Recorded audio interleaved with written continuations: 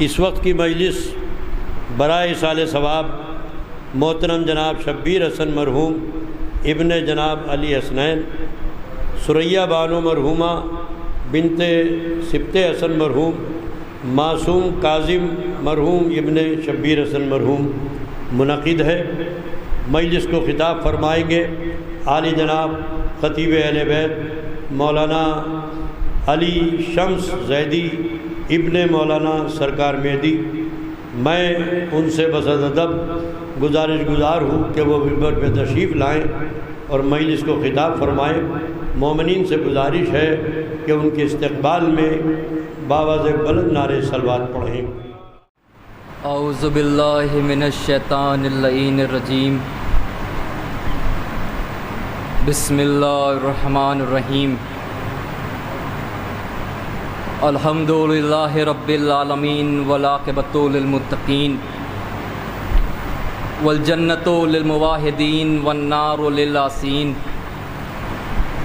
वस्सलातु वस्सलामु अला अशरफिल अंबिया व मुरसलीन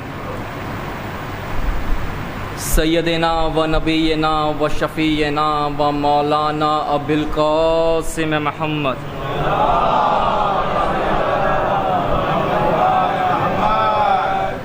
वालिहि तय्यबीन ताहिरीन अल मासूमीन अल मज़लूमीन अल मुंतक़बीन अल मुंतजबीन।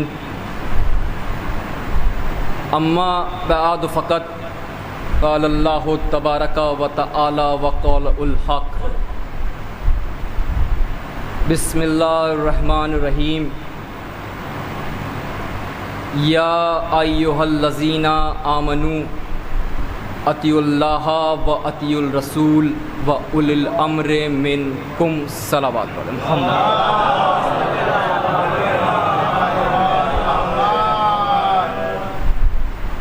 हज़रत आप सबसे गुजारिश है कि एक मरतबा सूरह अल-हम्द और 3 मरतबा सूरह इखलास की तिलावत फरमाकर जनाब शब्बीर हसन इब्ने अली हसनैन साहब, सुरैया बानो बिनते सिब्ते हसन और मासूम काजिम इब्ने शब्बीर हसन की रुको साहब।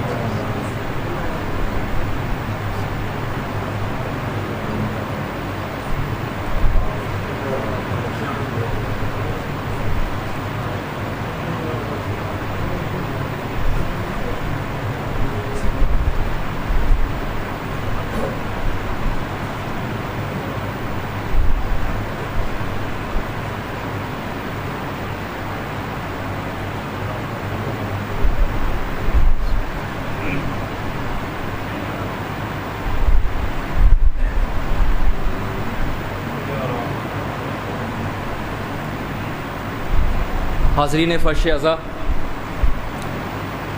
अभी आप बेहतरीन मंजिल नज़म से गुज़र रहे थे और मैं आपके सामने नस्र पेश करने के लिए हाज़िर हुआ।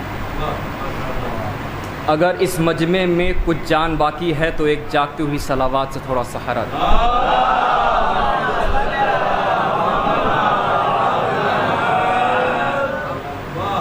हज़रात, इससे पहले कि इस आयत के ज़ैल में मैं आपके सामने अपनी बात का आगाज़ करूं, ये अर्ज़ कर देना ज़रूरी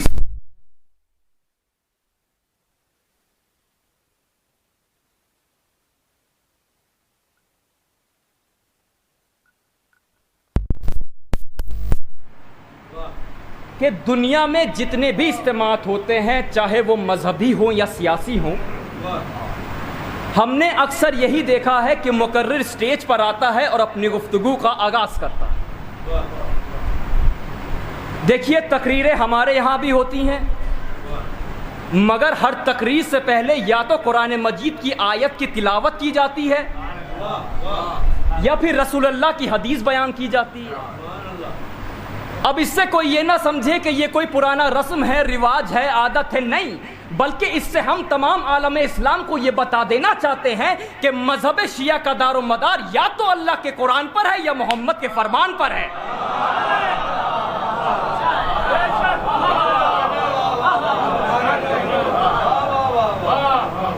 हम तस्करा मोहम्मद वाले मोहम्मद तो करते हैं, मगर या तो रसूलुल्लाह की हदीस की रोशनी में या कुरान मजीद के साए में। मशहूर व मारूफ ये आय करीमा जिसको मैंने अपनी मजलिस का उन्वान कलाम कर दिया, जिसमें खुदावंद आलम इरशाद फरमा रहा है कि ए ईमान लाने वालों, इताअत करो अल्लाह की, उसके रसूल की और साहिबाने अम्र की। आप ईमान से बताइए कि क्या अल्लाह भी किसी की इताअत करेगा? क्या बात है। अल्लाह तो किसी की इताअत नहीं करेगा, इसलिए कि अगर अल्लाह ने किसी की इताअत कर ली तो वो अल्लाह नहीं। तो पहली मंजिल पर अल्लाह की ये पहचान है कि जो किसी की इताअत ना करे वो अल्लाह। क्या बात है, बहुत अच्छा है, बहुत अच्छा है। आयत आगे बढ़ी, अतीउल रसूल, मेरे रसूल की इताअत करो। अब सवाल ये कि रसूल किसकी करेंगे? तो रसूल करेगा अल्लाह की। अल्लाह की पहचान तो यह है कि जो किसी की इताअत ना करे वो अल्लाह। तो रसूल की पहचान क्या हुई? जो सिर्फ अल्लाह की इताअत करे। और रसूल ने अगर किसी दूसरे की इताअत कर ली तो फिर वो रसूल नहीं। अल्लाह किसी की इताअत नहीं करेगा, यह बात तय है। रसूल अल्लाह की इताअत करेगा। आयत फिर आगे बढ़ी, व उलिल अम्र मिनकुम, साहिबाने अम्र की इताअत करो। अब सवाल ये कि ये किसकी करेंगे? तो ये करेंगे दो की, अल्लाह की और उसके रसूल की। और उलिल अम्र ने अगर किसी तीसरे की इताअत कर ली तो फिर वो उलिल अम्र नहीं रहा। देखिए, अल्लाह किसी की इताअत नहीं करेगा, रसूल अल्लाह की इताअत करेगा, उलिल अम्र दो की इताअत करेंगे। अल्लाह ने किसी की इताअत कर ली तो अल्लाह नहीं, रसूल ने अल्लाह के अलावा किसी दूसरे की इताअत कर ली तो रसूल नहीं, उलिल अम्र ने अगर दो के अलावा किसी तीसरे की इताअत कर ली तो उलिल अम्र नहीं। मुझे बनना है उलिल अम्र। कैसे बनूं? इसलिए कि मां के पेट से हुआ जाहिल पैदा। बात नहीं पहुंची। मौलवी आया पढ़ाने के लिए, उसने कहा क्या बेटा अलिफ? फरमाइए मौलवी के कहने से अलिफ कहूंगा कि नहीं कहूंगा? अगर मैंने मौलवी के कहने से अलिफ कह दिया तो मौलवी की इताअत हो गई, मैं उलिल अम्र नहीं रहा। अगर मैंने मौलवी के कहने से अलिफ कह दिया तो मौलवी की इताअत हो गई, मैं उलिल अम्र नहीं रहा। और अगर मौलवी के कहने से अलिफ नहीं कहता तो मौलवी का क्या बिगाड़ूंगा? चल रहे बेटा जाहिल का जाहिल। तो समझ रहे हो उलिल अम्र कौन? जिसने या तो अल्लाह से पढ़ा हो या उसके रसूल से पढ़ा हो, किसी और से ना पढ़ा हो। ये पहली मंजिल है। अच्छा, आइए दूसरी मंजिल क्या? फर्ज कीजिए कि कोई जबरदस्ती बन गया उलिल अम्र। बन गया, जबरदस्ती बन गया, पर बन तो गया मगर बनने के बाद पड़ गया बीमार। आया हकीम, नफ्स देखी, हालत खराब है भाई, नुस्खे में शराब लिख दी। अब बताइए कि पिए कि ना पिए? अगर हकीम के कहने से शराब पी ली तो उलिल अम्र नहीं रहे। अगर हकीम के कहने से शराब पी ली तो उलिल अम्र नहीं रहे। और अगर हकीम के कहने से नहीं पीते तो हकीम का क्या बिगाड़ोगे? चलो बेटा मर जाओ। तो समझ रहे हो उलिल अम्र कौन? जिसका कोई हकीम ना हो और वो पूरे आलम का हकीम हो। सलावत पढ़ दे मोहम्मद वाले मोहम्मद के।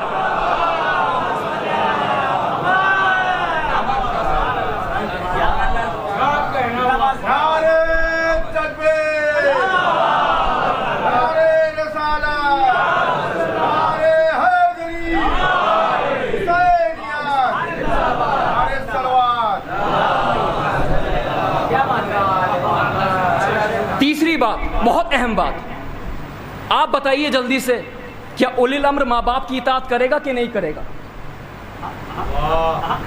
जल्दी बताओ। करेगा? कैसे नहीं करेगा? कुरान ने वाजिब करार दिया। तवज्जो कीजिएगा, कुरान ने वाजिब करार दिया है। इसीलिए हमारे यहाँ इमामत में ये कैद है कि इमाम जब होगा जब माँ और बाप दोनों उठा लिए जाएं। क्या कह रहा हूं? इमाम जब होगा जब माँ और बाप दोनों उठा लिए जाएं। इसीलिए कि अगर कोई बाप के रहते हुए उलिल अम्र बन गया तो बाप ये लिख के भेज सकता है कि बेटा मैं तो किसी की इताअत नहीं करता, पर तू तो मेरी इताअत करता है, मेरे रहते तू कैसे उलिल अम्र हो गया। समझ रहे हो मेरे सरकार? नतीजा पेश कर रहा हूं, समझ रहे हो? यही वजह थी कि मेरा मौला अली ये कह के तख्ते खिलाफत से खड़ा हो गया कि यह अहकाम खुदा पे अमल करूंगा, यह सुन्नत पैगंबर पे अमल करूंगा, मैं किसी की सीरत पे अमल नहीं करूंगा। इसलिए कि अगर मैं ये कह दूं कि मैं फला की सीरत पे अमल करूंगा तो मैं उलिल अम्र कब रहा। सलावत पर दे मोहम्मद व आले मोहम्मद।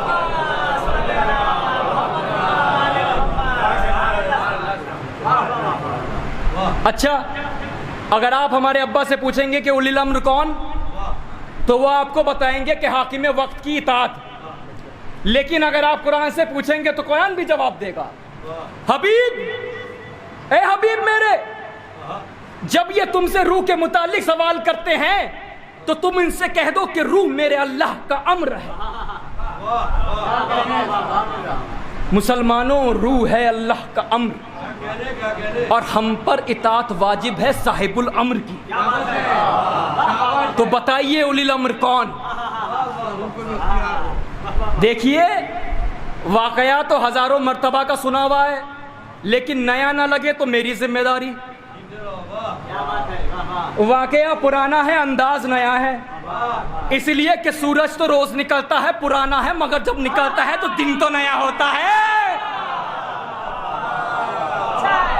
आप सलवात पढ़े तो मैं वाकया पेश करूं।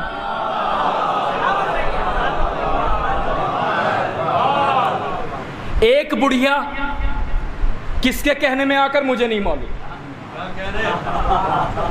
मुझे नहीं मालूम, जवान बेटे को ताबूत में लिटा के 4 कांधों पे उठवा के मौला अली के सामने लाके बोली, या अली,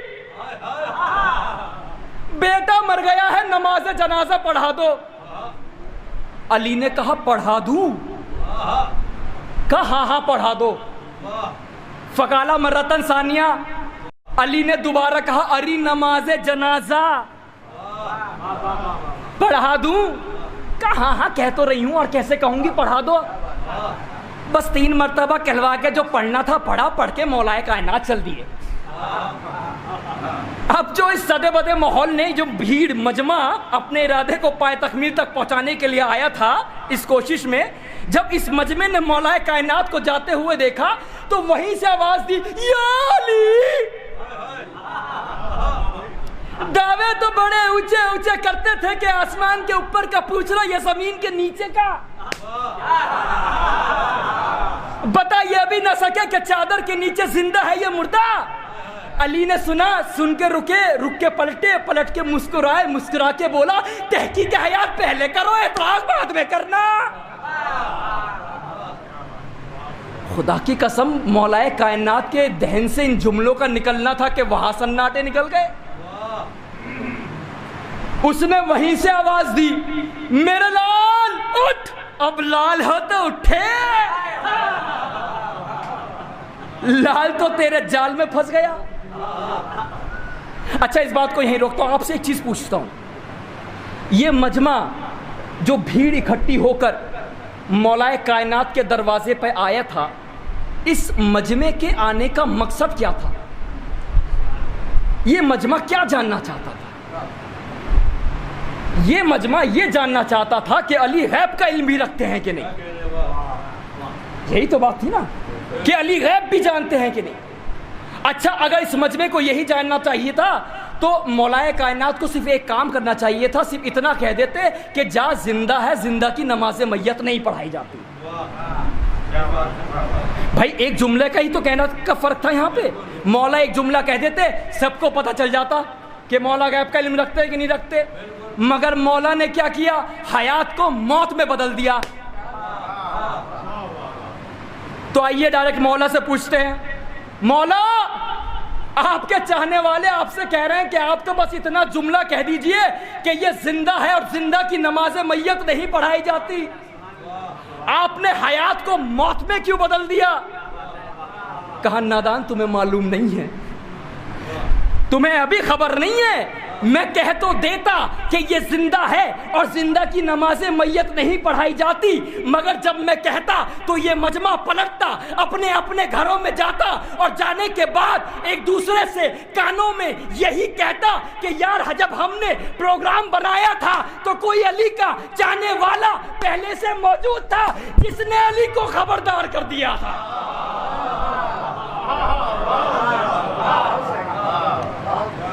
लिहाजा मैंने ये किस्सा ही तमाम कर दिया। मैंने तो हयात को मौत में बदल दिया और रह गया मेरा गैब। तो मेरे गैब की दलील देगा मेरा एक गुलाम जो आएगा, बताएगा कि गैब किसे कहते हैं। तो अब तो मैं कहूंगा, कहे बगैर ना मानूंगा, अली की मोहब्बत का नाम है हयात। कैसा बैठे हो यार, खुदा की कसम। अली की मोहब्बत का नाम है हयात और इनसे दुश्मनी का नतीजा है मौत। सलावत पढ़ते मोहम्मद वाले मोहम्मद के।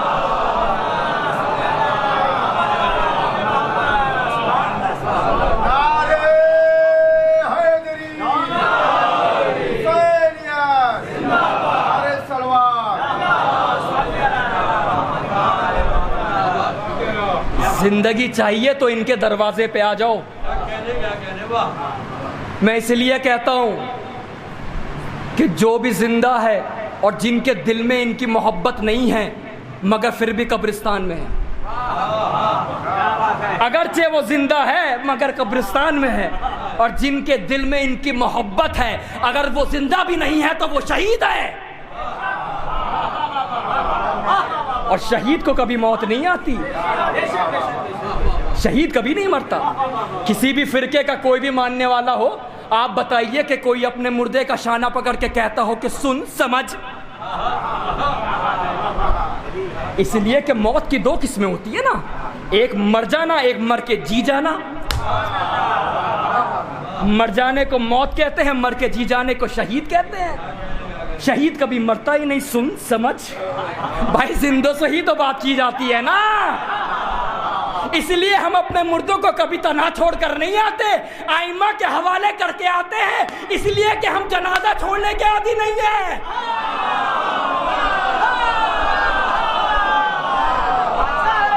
सलावत पढ़ दे मोहम्मद वाले मोहम्मद।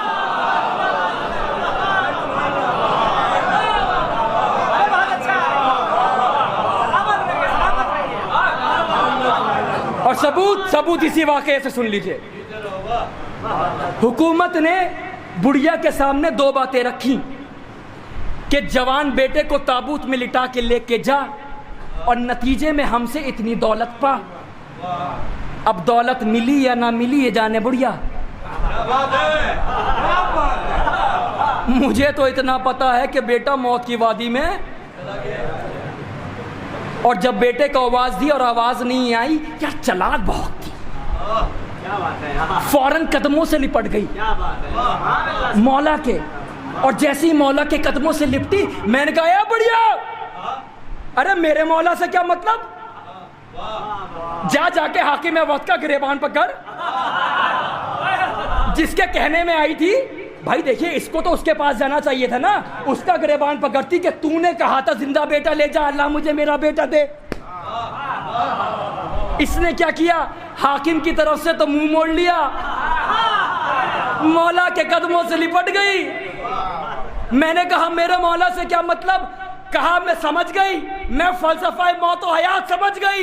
अली की दुश्मनी में आई थी, जिंदा बेटा मुर्दा हो गया, अली की मोहब्बत में कदम रखूंगी, मुर्दा बेटे को हयात मिल जाएगा। सलावत पढ़ दे मोहम्मद वाले मोहम्मद के। इसलिए कि मैं अब समझ गई कि जिंदगी इनके घर में रहती है, मौत इनके घर से बाहर रहती है।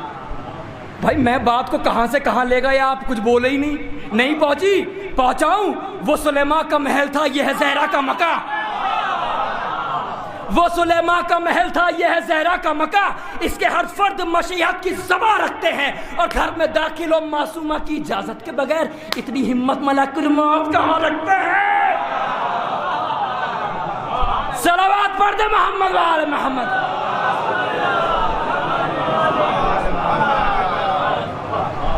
जिंदगी चाहिए तो इनके दरवाजे पे आ जाओ। कायनात में वाहिद दर आले मोहम्मद वो दरवाज़ा है कि जहां जिस दरवाजे पे आकर अगर पेशानी पे निदामतों का पसीना आ जाए तो ये अजमतों में इजाफा करते हैं, इंतकाम का जज्बा नहीं पाया जाता। इसलिए कि अली सल्तनत नहीं देखते, अली हुकूमत नहीं देखते, अली दौलत नहीं देखते, अली रिश्ते का इस्तेकाम देखते हैं कि ये हमें चाहता किस मेयार से है। एक जुमला कह दूं, इस दर पे कहना वाजिब समझता हूं। अगर अली से रिश्ता मुस्तहकम है तो अली मदीने से मदाइन नमाज जनाजा पढ़ाने के लिए आ जाते हैं। कैसे बैठे हो यार? अगर अली से रिश्ता मुस्तहकम है तो अली मदीने से मदाइन नमाज जनाजा पढ़ाने के लिए आ जाते हैं, और अगर अली से रिश्ता टूटा हुआ है तो हाकिम वक्त का लाशा मदीने की सड़कों पे पड़ा रहता है, अली घर से निकल के भी नहीं देखते। सलावत पढ़ दे मोहम्मद वाले मोहम्मद।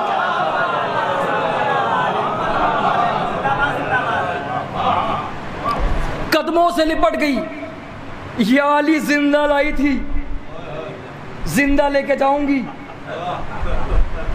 देखिए अभी तक इस 15-20 मिनट में मैं कहीं इस बात का मुतमन्नी नहीं हुआ कि आप मुझे दाद दें या हौसला अफजाई करें।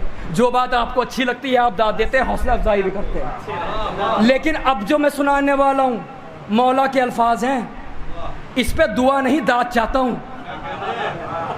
जैसे ही मौला के कदमों से लिपटी बस अल्फाज सुनिए मौला के, तो मौला ने कहा सुन, मैंने तुझसे 3 मर्तबा इसलिए पूछा था क्योंकि अगर एक मर्तबा भी अली की जुबान पे मुर्दा आ गया तो उसके बाद रूह जिस्म के अंदर।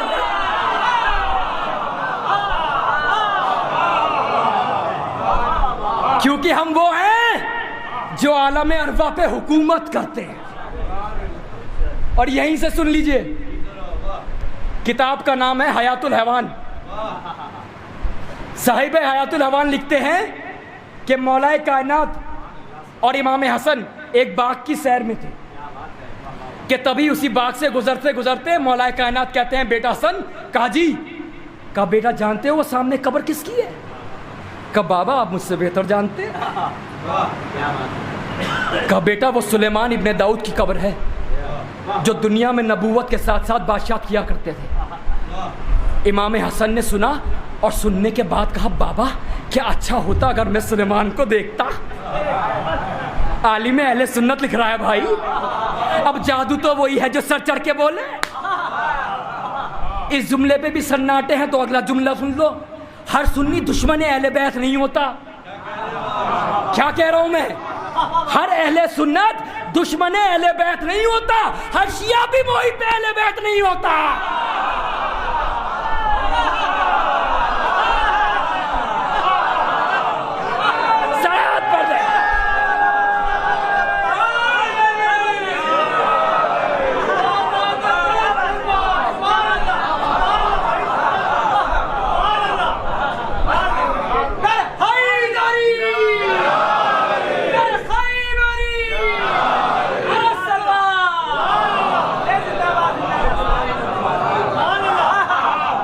वो लिखते हैं, उन्होंने कहा कि बाबा क्या अच्छा होता अगर मैं सुलेमान को देखता।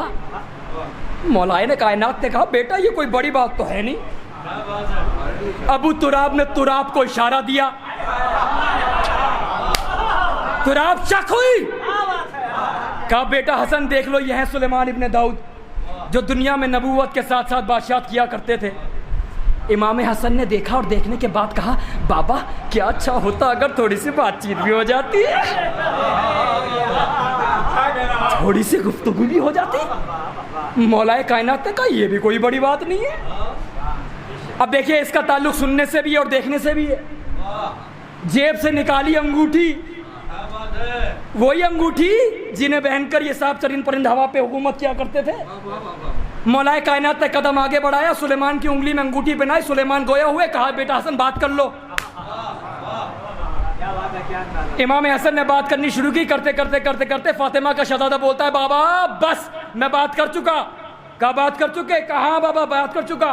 मौलाए कायनात ने कदम आगे बढ़ाया, उंगली से अंगूठी निकाली, ये मुर्दा के मुर्दा। अरे खुदा जानता है इस वाक़या को पढ़ने के बाद नबूवत और इमामत में एक फर्क समझ में आ गया। जनाब ईसा नबी होने के बाद उम्मत को जिंदा करते हैं, अली इमाम होने के बाद नबी को जिंदा करते हैं। सलावत पढ़ दे मोहम्मद व आले मोहम्मद।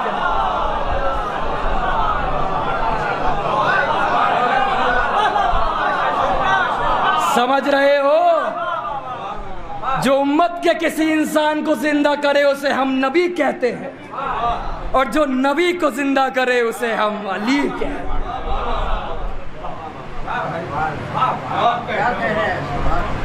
अल्लाह किसी की इताअत नहीं करेगा। रसूल अल्लाह की इताअत करेगा, उलिल अम्र दो की इताअत करेंगे।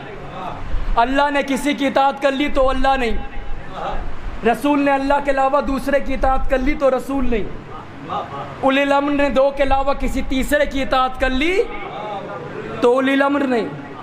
तो क्या किसी ने रसूल से इताअत चाही थी? हालांकि कुरान ने कहा है कि सुनो मेरे नबी से इताअत मत चाहना, इसलिए कि अगर तुमने मेरे नबी से इताअत चाही तो नबी का कुछ नहीं बिगड़ेगा, तुम हलाकत में पड़ जाओगे। तो किसी ने इताअत चाही थी? किसने चाही थी? बीवी ने चाही थी। बोलो ना बोलो, हर आदमी जानता है कि बीवी इताअत चाहती है।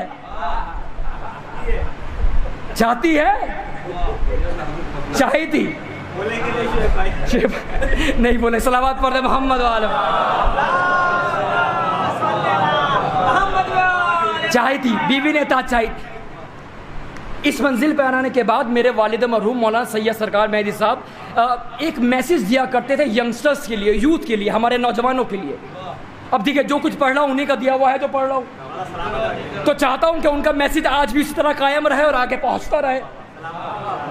वो कहते नौजवानों के लिए है खासतौर से बात कि पैगंबर इस्लाम ने फरमाया है कि कूड़े पे उगी हुई हरी सब्जी से बचना। कूड़े पे उगी हुई हरी सब्जी से बचना। क्यों? इसलिए कि वो देखने में बड़ी अच्छी मालूम होती है। ये एक हसीन इशारा है, किनाया है हसीन औरत की तरफ कि कूड़े पे जो हरी सब्जी उगाती है ना उसमें शदाबी बड़ी मालूम होती है, वो देखने में बड़ी अच्छी मालूम होती है, लेकिन नीचे जहर ही जहर होता है। पैगंबर इस्लाम कहते हैं कि कूड़े पे उगी हुई सारी सब्जी से बचना, नीचे गिलाजत ही गिलाजत है, तुम संभाल न सकोगे। अरे तुम क्या संभाल सकोगे, मेरे लिए मुसीबत बन गई। सलावत पढ़ दे मोहम्मद वाले मोहम्मद।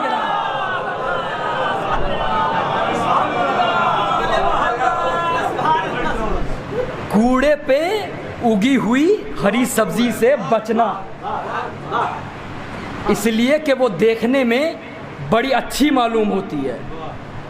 देखना है तो कैरेक्टर देखना, किरदार देखना, तहारत नस्ल देखना। इसलिए कि अगर किरदार देखोगे तो हमारी मोहब्बत का मरकज बनेगी। इसीलिए मासूमा ने फरमाया कि जब हमारी मोहब्बत अपने दिलों में महसूस करना तो अपनी माँ को दुआएं देना।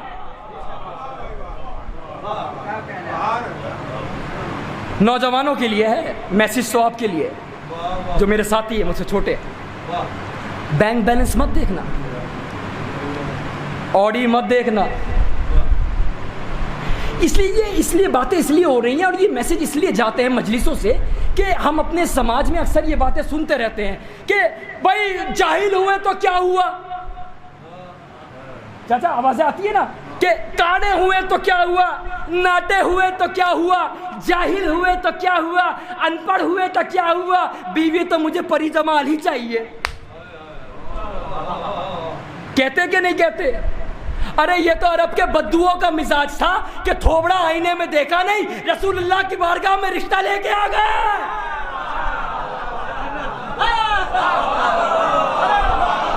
कैसे सुन रहे हो यार? सलावत पढ़ दे मोहम्मद वाले मोहम्मद का।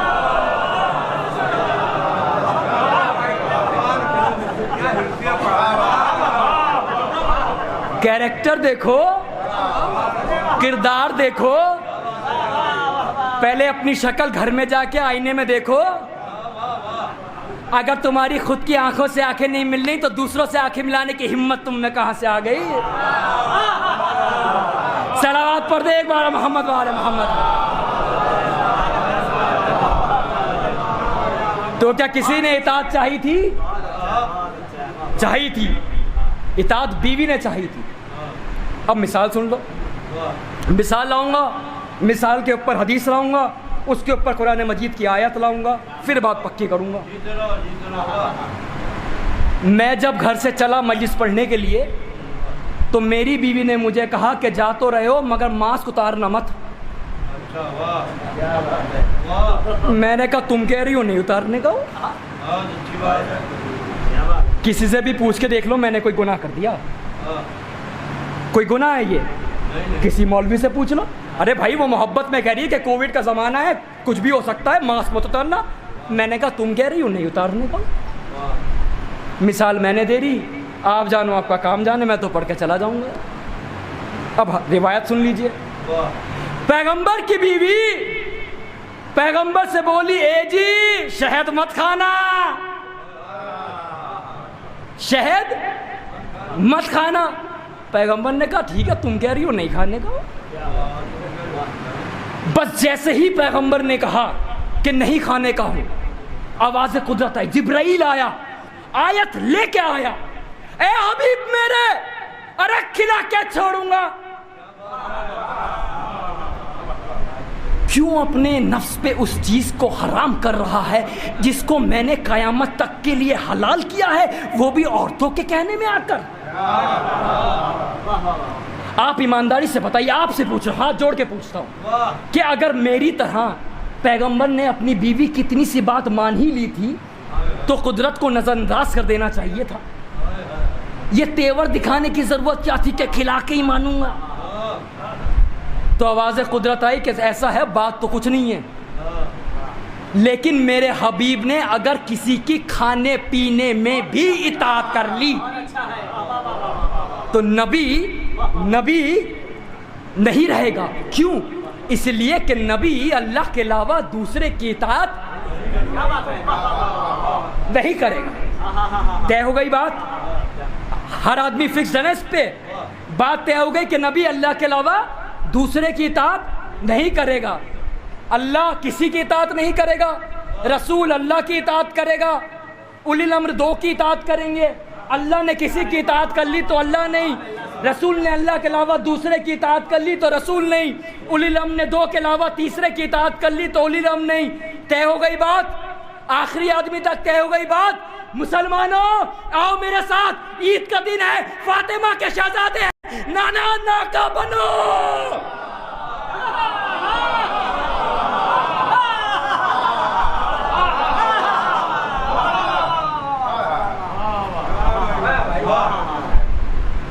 जिब्राइल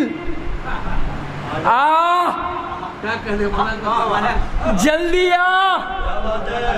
आयत लेके आ, अपने नबी को नाका ना बनने दे, इसलिए कि नबी अल्लाह के अलावा दूसरे की इताअत नहीं करेगा। जिब्राइल आया, आयत आई होती तो नबी नाका ना बनते। बन जाना इस बात की दलील है कि अल्लाह ने कहा हबीब बनो। फातिमा का शहजादा कहता है, नाना कैसा नाका है जो बोलता नहीं? तो पैगंबर इस्लाम को कहना चाहिए था, बेटा मैं सचमुच का नाका नहीं हूं जो बोलने को कह रहे हो, मगर बोले कि नहीं बोले? बोले। फातिमा के शहजादे कहते हैं नाना कैसा नाका है जिसकी मिहार नहीं। पैगंबर इस्लाम को कहना चाहिए था बेटा मैं सच्ची मुक्ति का नाका नहीं हूँ जो मिहार मान रहे हो, मगर जुल्फे शहजादों के हाथों में दे दी। ये है तुम्हारी मिहार, जिधर जिधर घुमाओगे नबूवत तुम्हारे शाह। बस आखिरी जुमला अल्लाह ने आवाज दी है हबीब मेरे, जो फातिमा के शहजादे तुमसे कहते जाएं वो तुम करते जाओ, इसलिए कि इनकी इताअत इनकी नहीं है, ये मेरी इताअत। सलावत पढ़ दे मोहम्मद वाले मोहम्मद।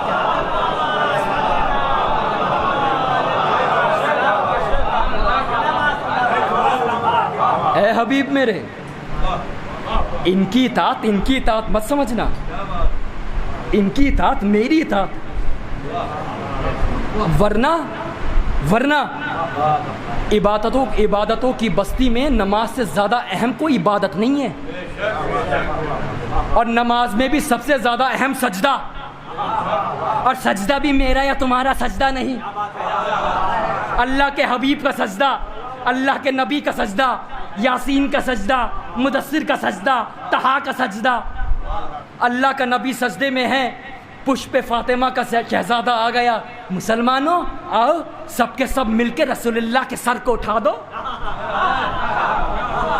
कैसे बयान करूं मैं समझ में नहीं आता।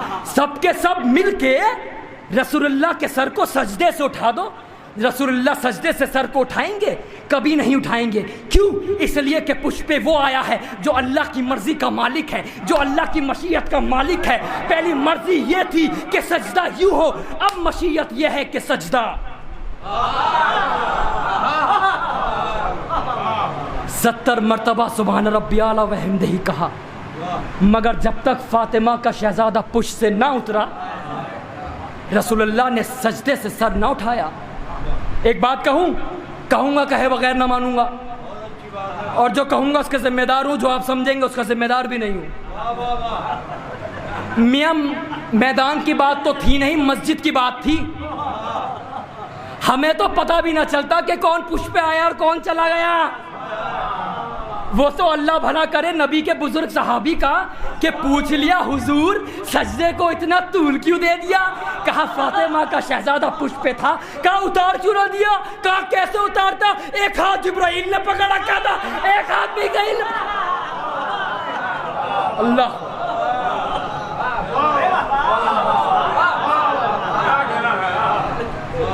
हुसैन ने भी अपनी इस मंजिलत को देखा, हुसैन ने अपने इस मर्तबे को देखा, अपनी मंजिलत को देखा।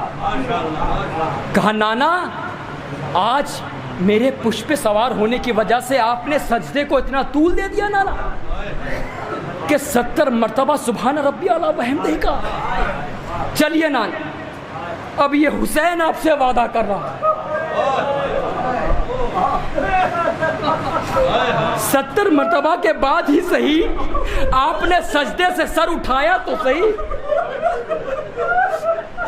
अब ये हुसैन वादा कर रहा है नाना के हुसैन सजदे में सर रखेगा मगर उठाएगा नहीं।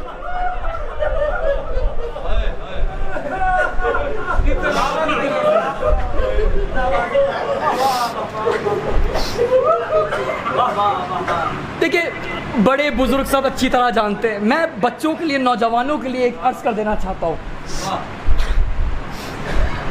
सब जानते हैं कि हो सकता है किसी के जहन में ये बात हो, इसलिए बयान करना जरूरी समझ रहा हूँ।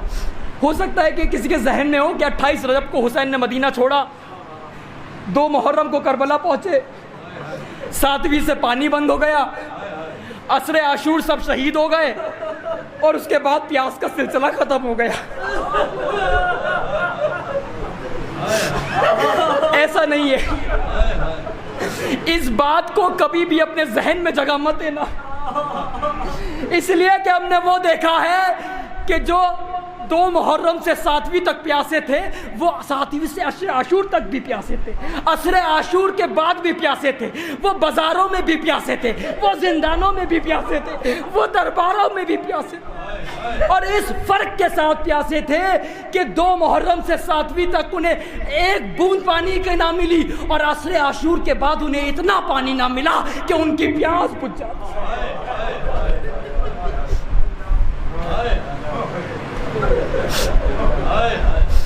हो सकता है कि कोई कहे कि सरकार अली शम्स आपने ये कैसे पहचाना, तो मैंने ये उस दम पहचाना जब जिंदाने शाम में अली की बेटी ज़ैनब को बैठ के नमाज पढ़ते हुए इस मंजर को बीमार करबला ने देखा। फूफी अम्मा के करीब आए, आने के बाद का फूफी अम्मा मैंने आज तक आपको बैठ के नमाज पढ़ते हुए नहीं देखा, क्या बात है जो आप बैठ के नमाज पढ़ने जा रही है, हमारी जाने कुर्बान हो जाए उस बीबी पर।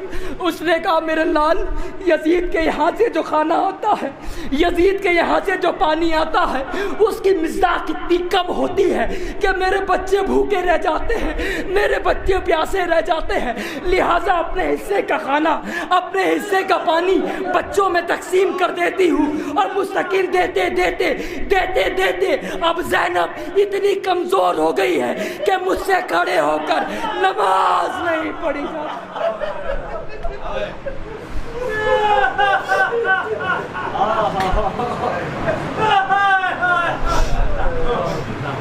खुदा की कसम मैंने इस कायनात में इतनी गमज़दा बीवी नहीं देखी जितना अली की बेटी ज़ैनब को।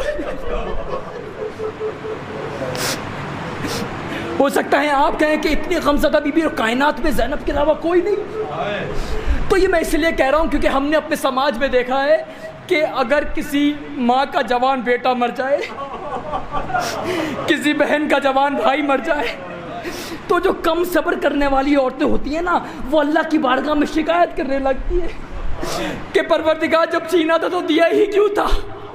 अरे मैं कैसे बयान करूं और आप कैसे सुनेंगे। जितने रिश्तों के जितने फर्द हो सकते थे सब के सब करबला में ज़ैनब के सामने ज़बाह कर दिए।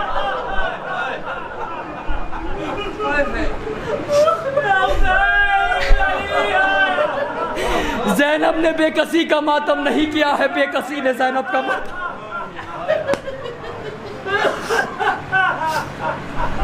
मौलाना अज़हर अली ज़ैदी का एक जुमला, जो खुदा की कसम जुमला नहीं अपने आप में मर्सिया है अगर महसूस कर लिया तो।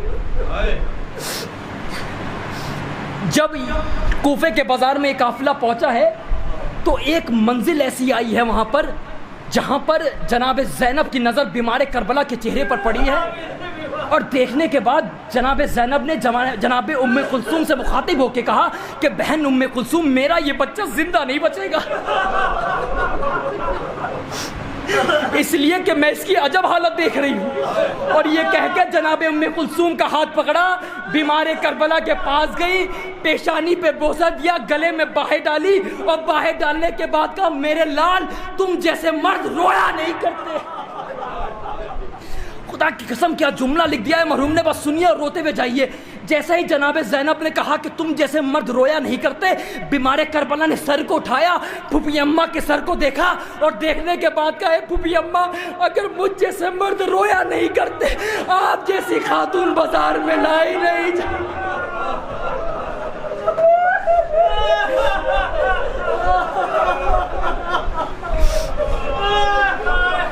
अरे आज ज़ैनब वहां कैदी बनकर आई है जहां कभी शहजादी बनकर आई थी।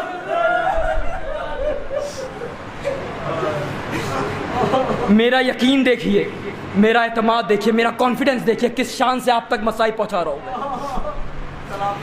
एक वाकया और सुन लीजिए, बस आपको मैं वो एक पल दिखा दूं जहां बीमार करबला की रूह जिस्म से निकलने वाली थी, और मैं वहीं पे मजलिस तमाम कर दूंगा। दरबार बाजार से दरबार यजीद 30 या 35 कदम का फासला है। आपको पता है इस काफिले ने कितनी मुद्दत में सफर तय किया, कितने घंटे खड़ा रखा? 72 घंटे ज़ैनब खड़ी रही। बीमार करबला कहता है कि हमें ऐसे ले जाया जा रहा था जैसे जानवरों को ज़बाह करने के लिए जाते हैं। एक रस्सी और 12 गले। आप क्या सोचते हैं कि करबला का वाकया हो गया, करबला ख़त्म हो गई? ना जाने कितनी करबलाएं गुजरी हैं बीमार करबला पर। अपने बाबा की शहादत के बाद 9 बीबियों को दफन किया है बीमार करबला ने, और उसमें से 8 बीबियों को जब दफन किया है तो हाथ खुले हुए थे, और जब अपनी बहन सकीना को दफन किया है तो हाथों में हथकड़ियाँ थी, पैरों में बेड़ियाँ थी। जब ये काफिला दरबार पहुंचा है तो यजीद तख्त पे बैठा था। शिम्र से कहता है कि शिम्र, ये बीबी कौन है? शिम्र ने कहा ज़ैनब बिन्त अली, ये अली की बेटी ज़ैनब है। यजीद ने कहा शिम्र, सारी बीबियों को एक तरफ कर दे, मुझे ज़ैनब से बात करनी है। शिम्र ने ताज़ियाना लहराया, सारी बीबियां सहम के कोने में हो गई, मगर एक सफेद बालों वाली बीबी है। हाय हाय। शिम्र की आंखों में आंखें डालकर वहीं खड़ी रही। शिम्र आगे आया फिजा को अजियत पहुंचाने के लिए। जनाब फिजा ने कहा मैंने इसी दिन के लिए जिंदगी मांगी है, अगर मेरी जिंदगी में ज़ैनब पे कोई आज आ गई तो मेरी जिंदगी का कोई फायदा नहीं।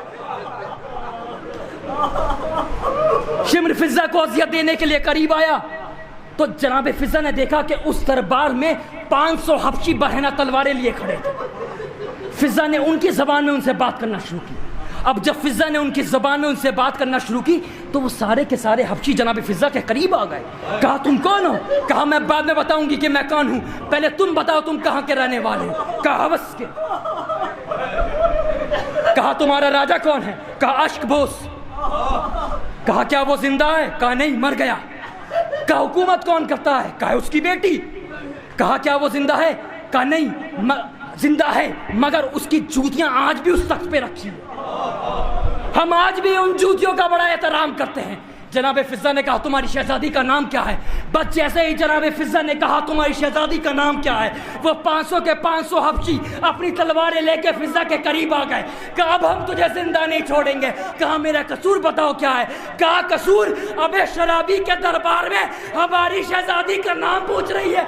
अरे बीमार करबला ने सुन लिया, अरे बेड़ियों को जकड़ के अरे चचा अब्बास के सर के करीब आए। ए चचा अब्बास, इन हबशियों को इतना शऊर है, ये बीमार क्या करे? ये शिम्र आवाज दे रहा है, ये अली की बेटी ज़ैनब है, ये अली की बेटी उम्मे कुलसूम है। ऐ चाचा, ये बीमार क्या? मातम हुसैन।